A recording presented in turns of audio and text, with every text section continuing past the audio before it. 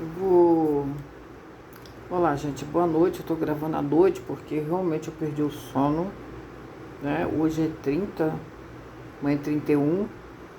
Eu vou responder uma pergunta muito curiosa, até porque é um tema que eu gosto.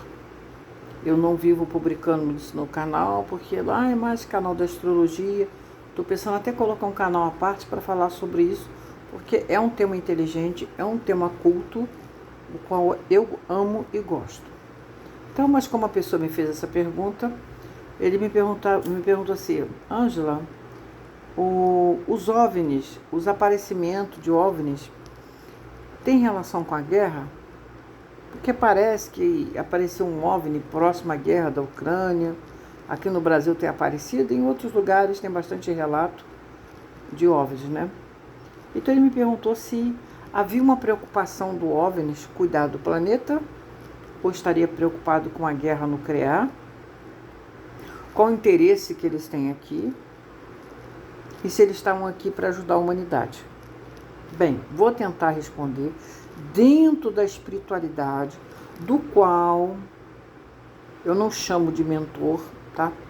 Não é bem um mentor, é um ser até um pouco mais evoluído, de Sírios, que conversa e às vezes me passa a mensagem.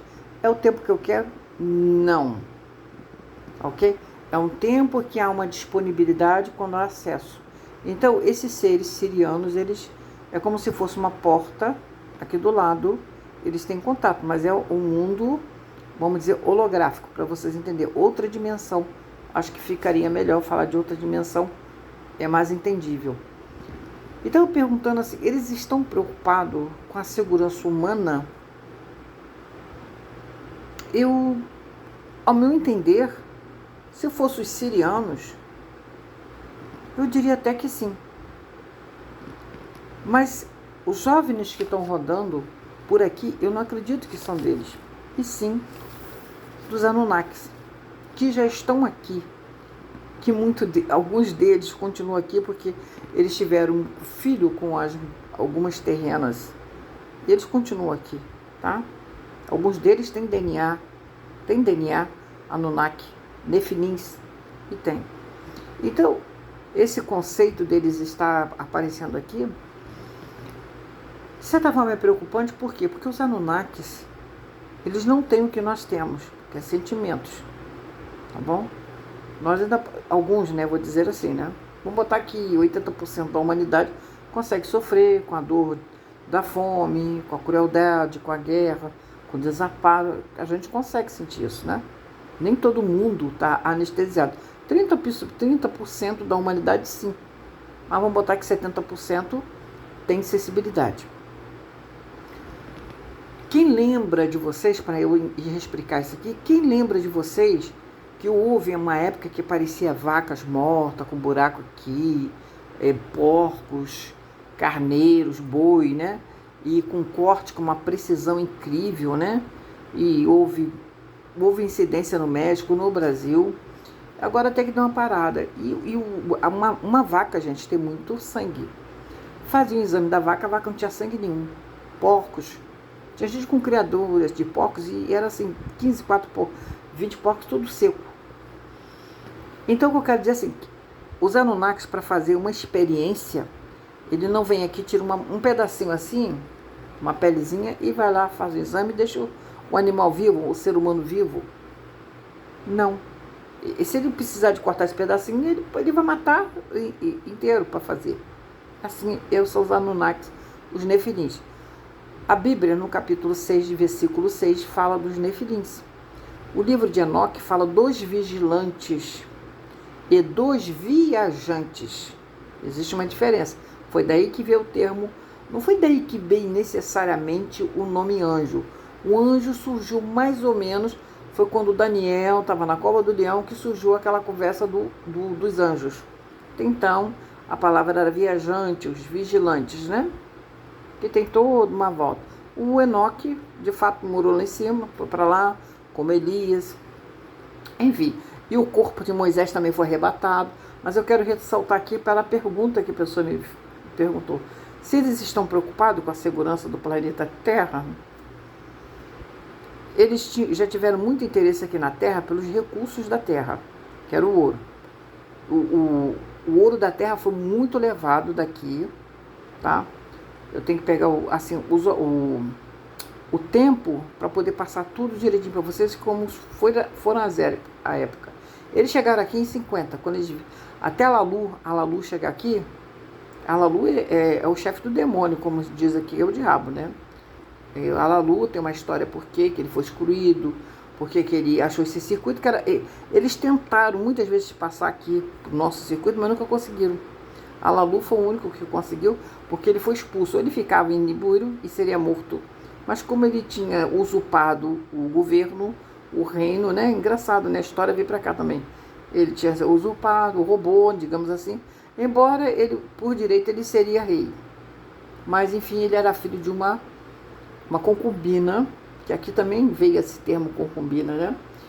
E o direito, no caso, era do Eliu ou de Enki, que é irmão dele, né?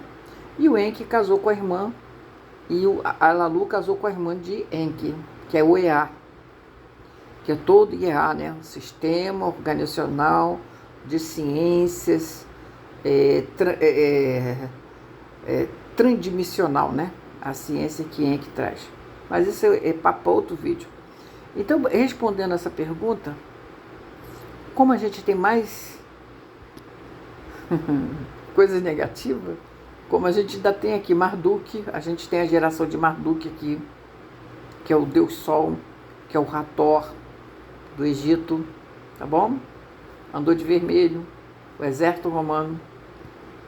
Então a gente tem uma descendência de Marduk aqui, a gente tem uma descendência de Nabu, nós temos a gente só não tem de Alalu, mas pode ter através da irmã dele, que casou com Enki, então a gente tem. Mas eu acredito até que a morte dele foi um pouco cruel. Alalu, então temos bastante deles aqui, e temos DNA dele. Por exemplo, Marduk, que era filho de Enki, que foi o construtor todo do Egito, tá? O deus Sol, Hathor, né? O adorador do Sol. Isso tudo tem a construção de Marduk, que era o filho de Enki. O Marduk era mais ambicioso, o Enki até que nem tanto, sabe? Tanto que ele se conformou que o irmão dele, Eliu, que é conhecido como Javé, como seu deus Javé, né? E esse Deus, ele que criou aquelas regras todas do Velho Testamento, aquelas coisas todas, que na verdade são tudo fora de ordem, né? A gente não vê nenhuma ação de Deus hoje em dia. A gente não vê. Se você está vendo alguma, me aponte.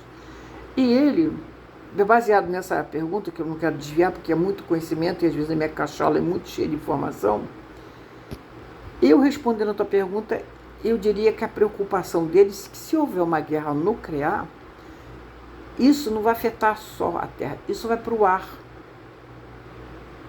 Então isso tem relação com as galáxias, com outros moradores. Nós temos os sirianos que moram aqui, que são uma raça mais elevada, é uma raça que nós podemos nos conectar, porque eles também se conectam de uma forma diferente, tá? Passa até que são santos, que são benfeitores, que são iluminados, mas os sirianos, eles são bonitos, eles têm até uma forma, às vezes, de um leopardo, de um leão, eles são bonitos mesmo.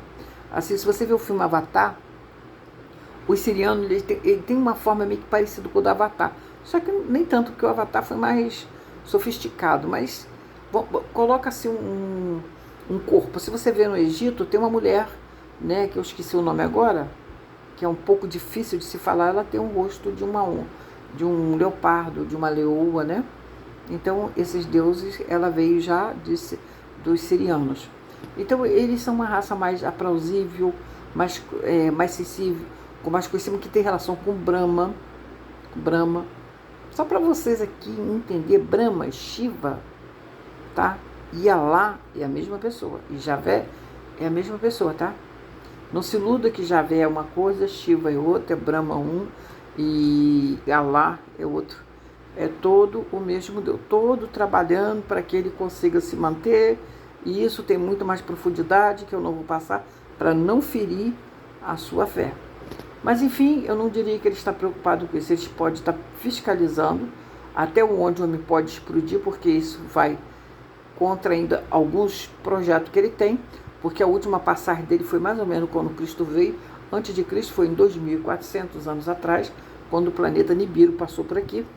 Então ainda vai levar um pouco de tempo. Ele tem a... Eu não digo que ele está preocupado com a raça deles, que ele não tem muita preocupação. Eles não são meio destituídos de sentimento. Ele não tem essa coisa muito do livre-arbítrio. Por Eliú, por Javé, a gente não estaria nem mais aqui. Desde a época do dilúvio, tá? Esse dilúvio aconteceu há muitos anos, tá? Tem um homem de Cro-Magnon, tem um de Neandertal, né? Um Homo sapiens. A gente tem que pesquisar, estudar um pouquinho, né? Então esses homens, esses seres, esses humanoides, vamos dizer assim, eles vieram antes de Adão. Como é que eles faziam sexo? Como é que eles fizeram, né? Eles eram pessoas que eu diz que cérebro grande, mas não tinha nada. Então o próprio Nefilins, né, os Anunnakis, tem, para vocês pegar o escrito, conheça Zacaracite, pegue Zacaracite, leia o 12º para letra, tem aqui. Tem outros canais muito bons. E vocês também podem se atualizar com o Enoque, procura o livro de Enoque, os vigilantes, né, os viajantes do espaço, né, os sentinelas, é muito bom. Tem um livro de Urântia também, que eu posso indicar. E o mais importante disso tudo, a preocupação deles aqui é porque ainda não terminou esse circuito, né? Ainda não se fez algo para que o homem, alguns dos seres, que eles têm pretensão de salvar alguns, né? Principalmente assim, o Marduk, ele casou com uma humanoide que vinha a ser da linhagem de Noé, que era muito bonita. O nome dela se chamava Saparnite. Então ele se apaixonou.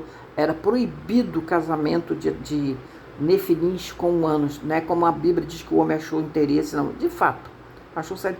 Mas ele casou com a Saparnite e teve um filho chamado Nabu. Nabu. E sabe o que é Nabu? É dono da cara de escorpião. Sabe o que ele é? É também um satanás. Eu vou falar assim para vocês entenderem, embora não é esse o nome, mas para vocês entenderem o que é um espírito que trabalha com esse sentido. O Marduk, ele lidera a guerra, e lidera junto com Igis, e o outro que se tornou também um demônio foi Galzu, o próprio piloto do pai de Marduk, que é Enki. Ele também se tornou rebelião, foi morto, foi enterrado em Marte, junto com Alalu. Então são 3 demônios, Galzu, Nabu e Alalu. Marduk também é um demônio, tá bom? Demônico quer dizer que são demons que tem qualquer destituído de qualquer coisa, tá? De qualquer coisa. Isso tem relação até com a Caim e Abel, mas é papo para outro vídeo. Gente, já está em 13, eu vou parar por aqui. Então, respondendo a pergunta, olha, filho, eu não diria para você, porque tem 400 mil anos que eles estão por aqui, tá bom? E já aconteceu alguma destruição na Terra, que a Terra ficou desabitada há mais de 120 mil anos, entendeu? E tem relação com assuntos nucleares, tem a relação com assuntos com a Atlanta, tá bom? Aliás, eu vou falar sobre a Atlanta um pouquinho, onde ela ficava, né? Que é uma questão mais trazida pelos espíritos, que não é mentor, tá? Não é? É trazido mais pelos sirianos, tá? São uma raça também siriana, como tem os predianos, para quem tem contato. Eu já vi os predianos uma vez. Foi 5. Foi quando o Coronga estava chegando, que eu vi aqueles 5 homens bonitos chegarem falando. Ele falou, já chegou aqui. E minha filha estava assistindo o show da Anitta, olha aí, ó. E ele falando para mim, eram 5. Eu nunca tinha visto, nem sabia que era prediano. Foi a primeira e última vez também, quando eles me vieram me avisar. E esses, os sirianos, eles têm relação com Brahma. Ele tem relação com Shiva, com Ramayana. Quer aprender? Estude o Mahabharata. Tem mais de 10 mil anos. É mais antigo. Então, esses escritos, tem muito mais. Outra coisa, você só consegue o original de Enoque, os etíope, que foi levado pela rainha de Sabá. Tá bom? Então, gente, pesquisar, estudar é bom. Se eles estão preocupados, não. Estão preocupados com alguns seres aqui, porque ainda tem, porque eles vivem muito, tá? E a longevidade dele, só para você ter uma ideia, o Nibiru leva 3.600 anos para dar um giro. a Terra gira em 360 dias. Então, a longevidade, a única que morreu aqui foi Naná, que é da casa de Virgem, que era médica, que fez todo o processo entre o primata, entre o homem de Cro-Magnon, o homem de Neandertal, o Homo sapiens. Mas como que eles surgiram? Eles surgiram do primeiro macaco. Eles foram trabalhando até surgindo essas raças, que na verdade foram raça escrava. Nós foram criados por escravos. Tá? E Eliu não permitia cruzamento. Então, assim minha mãe que cruzou e Marduk resolveu casar, porque essa Panite era linda, e teve 2 filhos com ela, tá? Um é Nabu e o outro se chama Ereshkigal. Tá ok? Então, eles estão preocupados? Não, mas os contatos serão maiores.